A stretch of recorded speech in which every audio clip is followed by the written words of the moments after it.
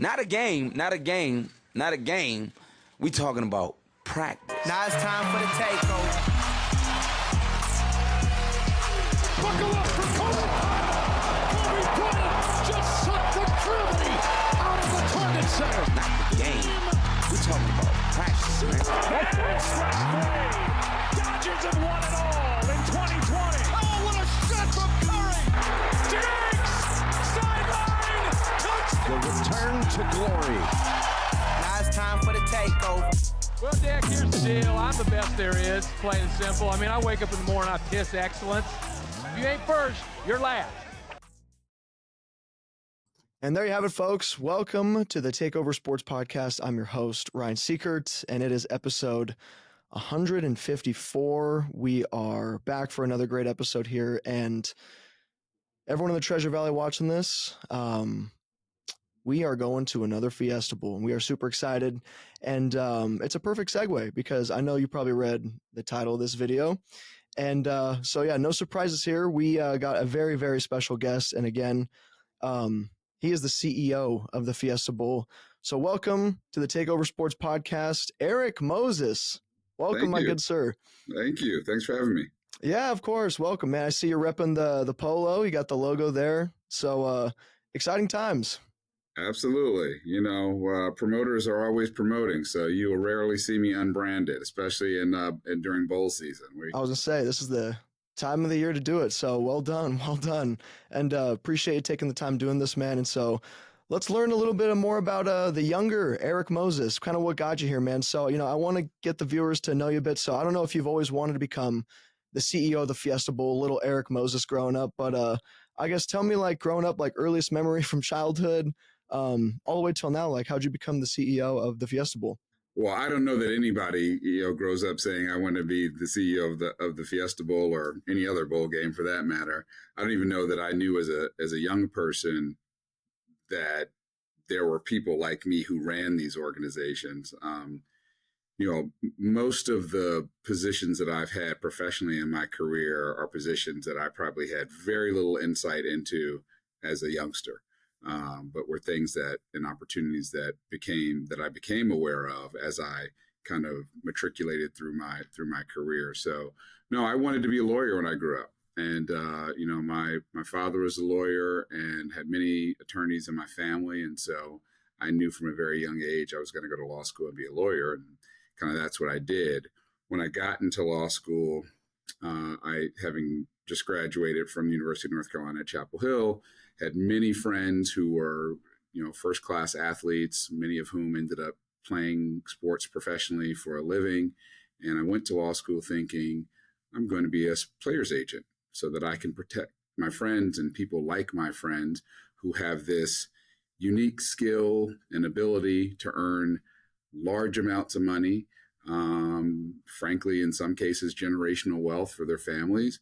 And I want to protect them from being taken advantage of by unscrupulous agents, managers, lawyers, advisors, et cetera, so that those funds are not squandered and can be, used to provide generational wealth. So I went to Duke for law school thinking, all right, this is what I'm going to do, and quickly kind of realized that the life of a player agent in professional sports was kind of not in keeping with the way I wanted to use my law degree and the way that I wanted to start my career. So pivoted from that and ended up at a law firm kind of as a baby lawyer, being a commercial broadcast lawyer, buying and selling TV and radio stations for large commercial broadcast clients. And it's a long, winding story about how I ended up in sports, but suffice it to say that I was a sports commissioner in Washington, D.C. for about 11 years.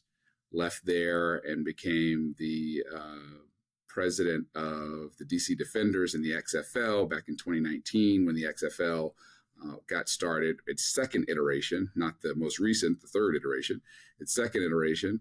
Did that for a year before COVID decided that there would be no XFL or pretty much anything else in sports, entertainment, or hospitality, certainly not live events. And then directly before coming here to Scottsdale to run the Fiesta Bowl, I ran the Nashville Superspeedway, which is a NASCAR track in Nashville, which had been closed for about 10 years and then went out there in 2020 during COVID to reopen that track and get it ready for its first ever NASCAR Cup Series race. And did that for 2.5 years. Loved it. Loved Middle Tennessee. Loved being part of NASCAR. But got a call from a headhunter that said, we've got a really great opportunity to helm the Fiesta Bowl. Would you be interested? And I went, absolutely. Well, that's awesome. And I know you mentioned earlier, I want to kind of rewind. You said you went from, you jumped from North Carolina to Duke? Yeah, people think that it's, it is a big deal, but you got to remember they're 8 miles apart, right? So I had spent 4 years at Chapel Hill. At the time, my girlfriend was at Duke. One of my best friends was there. It was familiar. The community was familiar. It was a top 10 law school. And, I held my nose for 3 years, if you will. And the thing I like to tell people is Carolina beat Duke 7 consecutive times in basketball while I was there. So it was helpful to be behind enemy lines. There you go. And so I guess when they play against each other, who do you root for? I only root for Carolina. Really? Okay. Tar Heel at heart. Yeah. I root for Duke's mock trial team. If they're playing something, I'll do that. But Okay. what happens is, and this is a funny thing. So I thought when I got there, okay, look, I'm going to get a degree from our rival institution, and I should have some amount of allegiance to that school. So when they're not playing against my school, my alma mater, I'll root for them. I'll root for them to beat Clemson and, Wake Forest and other schools in the ACC and what have you. And then what happened was I got there and had classmates who had gone to schools that didn't quite have the sports kind of rivalries and reputation that our two schools had. And so they became rabid Duke basketball fans. And when they found out I went to North Carolina, they antagonized me more, and that pushed me the other way. So I doubled down on my Duke hate during that time. And I should say Duke sports team hate at that time. But I love having a Duke degree, which you see over my shoulder back there on the wall. I had enjoyed my 3 years there. I enjoyed being part of that alumni group nationwide and worldwide. It's a fantastic university. And so I enjoyed my time. I'm proud to have a Duke degree, but my heart is blue. It's true blue, Carolina blue.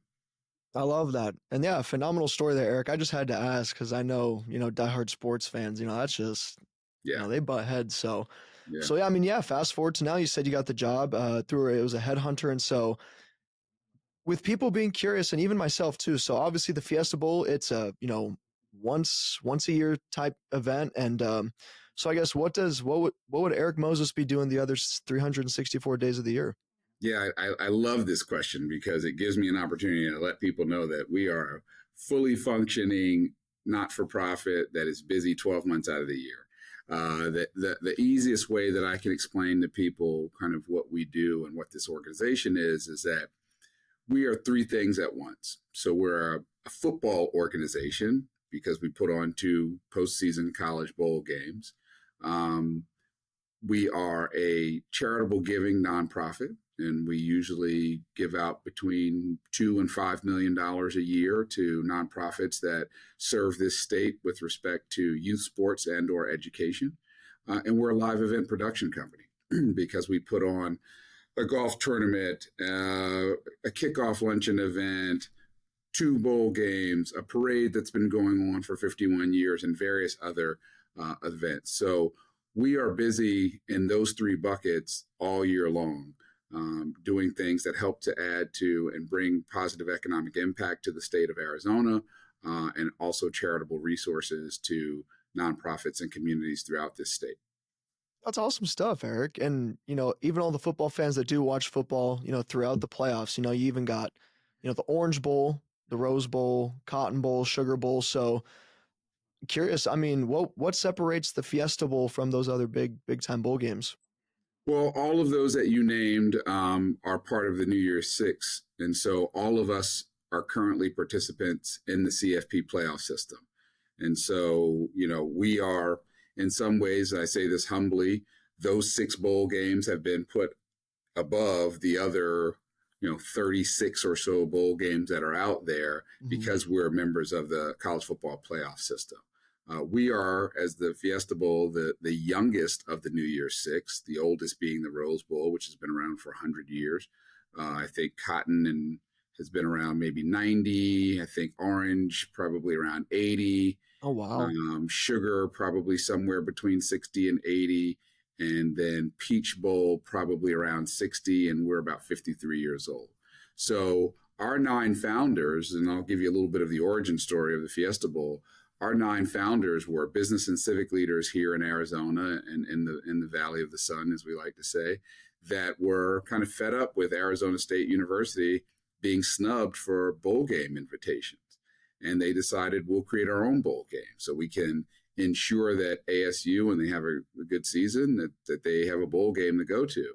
And in a very short period of time, those 9 founders and literally thousands of Arizonans since then made certain that they were, through their sheer effort and determination and commitment of their time, talent, and treasure, have catapulted this game to the highest levels of postseason college football. And so, quite a feat to be the youngest of the New Year Six, but, frankly, have one of the best reputations in college sports for our world-class hospitality and the way that we treat not only the student athletes and the teams that come here, but their families, their fans, their alumni, our broadcast partners, and everyone who is involved in, frankly, both of our bowl games. Okay, yeah, that's super cool. And that's a fun little nugget there. I had no idea the Fiesta Bowl was the youngest one, so hey, the more you know. We're Appreciate the baby that. of the bunch. The baby of the bunch. You got to remember, Arizona is a 48th state, right? So this state compared to those others yeah. is fairly young, right? Yeah, because then it's what, Alaska and then Hawaii? Probably. Yeah. If I know my history / geography right, yeah. Yeah, I think 1812, I think, was when Arizona became a state. And I'm curious here too, Erik, because, growing up watching, the Fiesta Bowl my whole life, I always knew it as the Tostitos Fiesta Bowl growing up. And then just to name a few others, it was the PlayStation Fiesta Bowl. And I was like, oh, okay, different look now. And then, now it's the Verbo Fiesta Bowl. So give us a little insight there. What kind of goes into getting like a new sponsorship for the big bowl game? And, what does that process look like? So it's different depending on the level of the bowl game. All of us that are involved in the New Year's Six bowl games and the CFP process, those negotiations are led by ESPN, who is the exclusive broadcast partner for the CFP games. And so they lead in with frankly, the big sale of the title sponsorship, because what matters to most of these companies most is the visibility that they get through television and media exposure. And then we come in and make certain that we can take that sponsorship and, frankly, bring it down to the ground with activation for real people, whether that's, Verbo is the title sponsor of our parade. Obviously, we do activations game day and in venue, but also leading up to that and all year long. The interesting thing is that, we refer to ourselves here at the Fiesta Bowl as a bowl of firsts. And one of the main reasons that we think we've earned that title is because we were the very first bowl game to have a title sponsor with Sunkist back in the 1980s. We were the Sunkist Fiesta Bowl. Oh, nice. And then now something that's commonplace, all of these bowls, whether it's a New Year's Six bowl or, the smaller bowl, they all have title sponsors. Well, that started here with the Fiesta Bowl. We were the first bowl game to put 1 versus 2 on the field to determine the national champion. Back in the day, the media determined through polls, and you'd have battles and disagreements over who was really the national champion that year. But after the 1986 season, we were able to get Penn State and Miami to play here and really determine the national champion 1 versus 2 on the field. So we've had a lot of things, and the people here have always been very innovative and pioneering. And so we think it's fitting that this year we will host the very first CFP quarterfinal at the Verbo Fiesta Bowl on December 31st. And perfect segue, because I'm sure you're watching the college football playoff reveal, as the teams are, getting revealed and so on. And then, the 3 seed shows up, Boise State. What was your initial thoughts with Boise State coming back to the Fiesta Bowl for the 4th time in school history for them? Well, we anticipated that Boise would be the bye team in our game because of how highly they had been ranked by the College Football Playoff Selection Committee. And once they, once they won the Mountain West Conference, was pretty clear that they were going to receive the third seed, and as the third seed would have the benefit and will have earned the benefit to play as close to home as possible. And Phoenix is closer to Idaho than Atlanta is. What people don't realize is that, at least for 2024, this season and the next season, those conferences that have traditional agreements with traditional bowl partners are still honoring those to the extent possible. So that's why Oregon, as your number one seed in the Big Ten champ, goes to the Rose Bowl, because the Rose Bowl has always been a Big Ten Pac-12 bowl Matchup. game, right? Yeah. Georgia, as the SEC champ, goes to the Sugar Bowl because there's a relationship between the Sugar Bowl and the SEC. And then the Peach Bowl and the Fiesta Bowl are bowls that have never traditionally had connections or contracts with specific conferences. So we were free to have interesting matchups like Boise State and Oklahoma in 2007. Right, we're free to do that, and that's why so many of our games have been fantastic games. Michigan TCU was a semifinal 2 years ago. Teams that maybe have never even played each other before, but get to face each other in the Verbo Fiesta Bowl because we did not have relationships with particular conferences that mandated that teams from those conferences had to play in our game. So that's awesome. So you're kind of sitting there, anticipating obviously a Boise State to get that bye, but you're not like ever. I mean, because Boise State's like a group of 5 school, right? They're not like a Power 4 school. So, with you and your team, you're not really like crossing your fingers for a Power 4 school. You can be like, whoever we get, let's go, right? Yeah, I mean, you want the best possible matchup. I mean, from our standpoint, you want a team that has a fan base that is hopefully large, but is maybe more importantly enthusiastic and committed to follow that team. And I think as a group of 5 team and having 3 beautiful Fiesta Bowl trophies up in Boise at their football facility, I think, and we hope, and we've already seen it because Boise State has sold out their allotment of tickets already, that people will come down. This place is a lot warmer than I'm sure it is in Idaho these days. We've got a track record of success here, and one of the most memorable games in college football history was played by Boise State here at the Verbo Fiesta Bowl. And so, yeah, we were excited about the opportunity to have the Broncos come back here.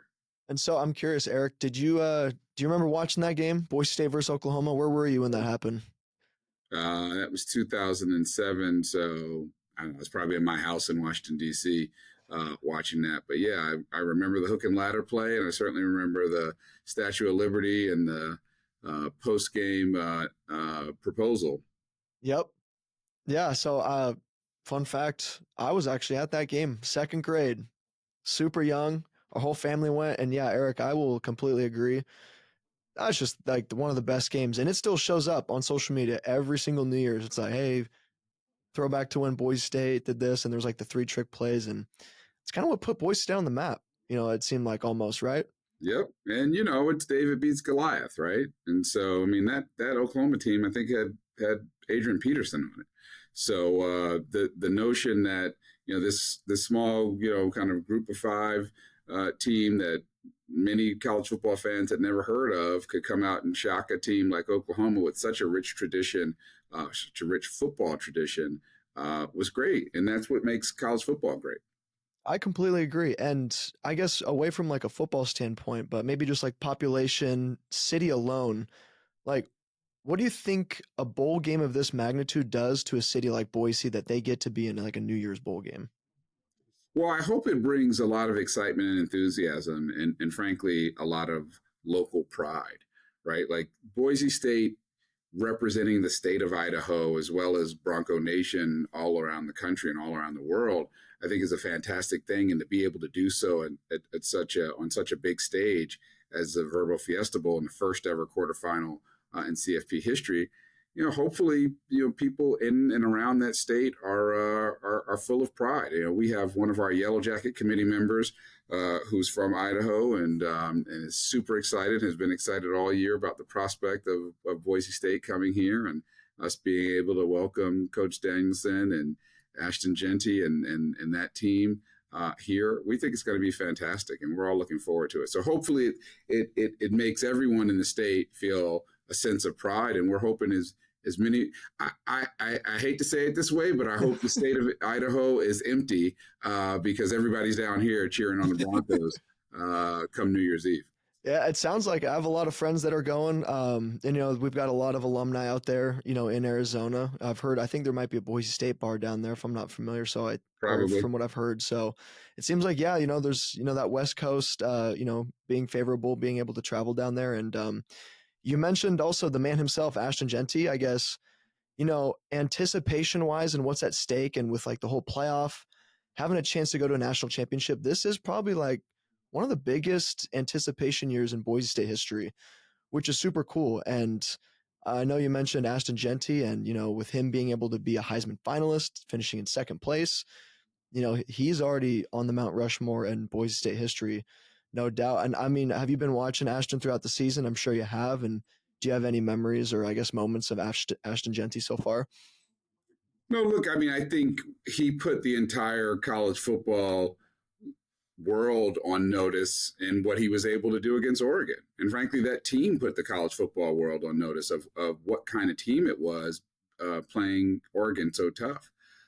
We saw him play in the Broncos play against San Jose State last month because we were at that game because San Jose State won our annual community service award. Their athletic department did. So we attended the game, and it was a slow start for the Broncos, I will tell you, in the first half. Yes. And then they got it together and started dominating. But, yeah, we were able to see how he wears the defense down. Clearly, a very talented running back, somebody who I think is helping to remind people why the running back position is so important. And especially when you have a special back like he is, who can do so much, both out of the backfield, running the ball, but catching the ball as well, running around, through, over people. It gives the offense a weapon that all defenses have to game plan for. And there's a lot of controversy right now. Do you think he should have won the Heisman, Erik? Look, I wouldn't have been upset if he had won the Heisman. I certainly feel like, he's done enough this season to earn it. I will tell you that I've not ever seen an athlete like Travis Hunter. The things that he has been able to do, to be dominant on both sides of the ball, to play as many snaps as he plays each and every game, to do it with a joy and enthusiasm with which he does it. And the other thing that I think people don't focus on is he's doing all of this at altitude. So think about the amount of energy that it takes you not to get tired so you can play lockdown corner, but at the same time be a go-to wide receiver on the team, and you're never coming out of the game, and you're doing that at altitude. Think about the aerobic strength that he has to have in order to do that. I think it's amazing. And so if we look at his numbers against what Charles Woodson's numbers were when he won the Heisman, I mean, Travis Hunter's numbers are way off the charts in comparison. So it's, I think any other year when you don't have a guy who's a star on both sides of the ball, like Travis is, who's a kind of once in a generation kind of talent, I think Ashton wins it. Any other year, I think he wins it. I know, and how unfortunate, but how cool at the same time, because I feel like we haven't had a Heisman race like that since, I don't even remember the closest. Votes-wise, they said it was 2009, and I can't remember who off the top of my head. Who won it there. But look, he's in good company. Peyton Manning never won a Heisman.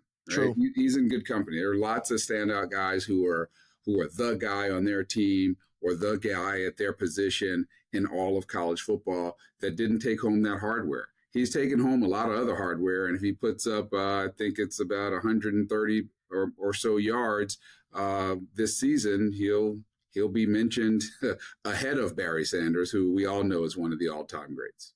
Yeah, I think 132 is the magic number, what we're hoping for there. Well, another question here. So, Erik, if you had one wish that could be granted for your job, what would you wish for? One wish. I would wish to have a group of people who are absolutely committed to our mission as an organization, who see the great luxury that we have to be able to do something as fun as being involved in college football, while still being able to deliver needed and valuable resources to communities throughout this state to help young people in particular, and people who wake up every day and want to get after it and want to be innovative and creative and attack every day with joy and the problem solve, and really just understanding that what we get to do is really special. And I'm not saying that to say that I don't have that. I think, we all know when you're putting teams together, whether it's a football team, a basketball team, or a corporate team, you need people who are going to be carriers of the culture. And so I think having those folks, if you could have a whole team of them, that'd be great. No team is really ever that way. Right. You've got some people who lead and some people who maybe are kind of on board Different and not dynamics. so much on board, right? And so I think if I had a magic wand, I'd have 35 people who are all on the same page with we're going to get after it. I'd have 35 Ashton Genties, right? Wow. Could you imagine? I can. Yeah. Well said, Eric. And then I guess this is for the fans too, and I'd love to know your insight here. So, what's one thing that these fans can look forward to? One thing, whether they're from Pennsylvania, Dallas, or Boise, SMU, Penn State, Boise State, to look forward to if they were to make that trip to Glendale. What's one thing? The Fiesta Bowl, world-class hospitality. And, that is something that we pride ourselves on here and have since the very beginnings of this bowl game, when our founders were inviting football teams into their homes and serving them steak dinners as part of their experience. This is a state that values visitors. As I alluded to earlier in our conversation, it's the 48th state. It's a place where if you didn't grow up in this part of the country, most people like me who grew up on the East Coast and other parts of the country didn't know very much about Arizona and about this part of the Southwest. And so I think people who live certainly in the Valley, but also in other parts of the state, use these interactions as opportunities to show their state pride, as opportunities to convince people that this is a place that at a minimum you should visit, and probably you should move and live here, or start a business, move your business here. I've been here for about 2 years now. And within the first 6 months of my time here, I met 4 separate people who tied their residency in Arizona to coming to and attending a Verbo Fiesta Bowl. Literally came out to see the bowl game, fell in love with the place, went back home, wherever that was, got their affairs in order, and decided to move to Arizona. So we understand the impact that we can have with these large-scale events, and we take that very seriously, whether you're interacting with, Uber drivers or our hospitality partners at our hotels or restaurant partners, or frankly, my team or others at State Farm Stadium. Everybody understands the power of that and understands that we're trying to make a really good impression for people who take their time out to come and to attend this game. I love that. And everyone should be super excited because I feel like regardless of the matchup, it should be a great time. It will be a great time. It will be. And I can guarantee the people in Idaho, it will be much warmer here than it is there. I can guarantee. It was 80 degrees today, so come get some of this heat. Bronco Nation, bring your shorts, short sleeve shirts. Let's have a ball. Some of this heat. We'll keep the thermostat up for you. And one little nugget about Erik, folks. So if you go to the staff directory, he mentioned one stadium that he'd want to visit in all of college football was the Big House at the University of Michigan. What a weird way to spell Albertson Stadium in Boise, Idaho. Well, I checked off the Big House this year, so Albertson Stadium is next on the list. Okay. But when it's warm. I was going to say, make sure it's in September. It's got to be an early one. When it's warm. I will say, before we conclude, I want to thank Coach Danielson and your AD, Jeremiah Dickey there. We sent a little token of our appreciation for Broncos coming back down here to play in our game, and they unboxed them today. And so your players are wearing these beautiful let's Fiesta go. hats that have the CFP logo and the Verbo Fiesta Bowl logo. So Fiesta. These are the ones that the team got, and we will make them available to the general public probably sometime next week or certainly following the following week. So dress like the players do and get a little Fiesta in your life. I love it. Did you design those? Those look great. A little bit. Okay. You gave the green light? A little bit, yeah. Yeah, we'll use these. I had notes. I put in some things here and there. I double as a marketing person half the time I'm here. Well, Erik, I appreciate taking this time, man. We will wrap up on, let you get on with your night, have dinner, I'm sure. And so thank you again. But before we wrap up, one last thing. Can I get a go Broncos? Am I allowed to say that? Well, this is so I can say go Broncos. Yeah. Yes. Yes. All right. Well, this has been episode 154 of the Takeover Sports Podcast. Erik Moses, thanks again. And yeah, New Year's Eve, 5:30 Mountain Time. That's right. It'll be kickoff. Bronco Nation will be there. We'll be loud and we will be proud and ready to bring the house down. So bring that orange to the valley. Bring the orange. Wear orange, Boise. Thanks again, Erik. And y'all have a good one. And we will see you next week. Not a game. We talking about practice. Now it's time for the takeover. Buckle up for Kobe. Kobe Bryant just sucked the gravity out of the target center. Not the game. We talking about practice, man. And strike three. Dodgers have won it all in 2020. Oh, what a shot from Curry. Diggs, sideline, touchdown. The return to glory. Now it's time for the takeover. Well, Dick, here's the deal. I'm the best there is, plain and simple. I mean, I wake up in the morning, I piss excellence. If you ain't first, you're last.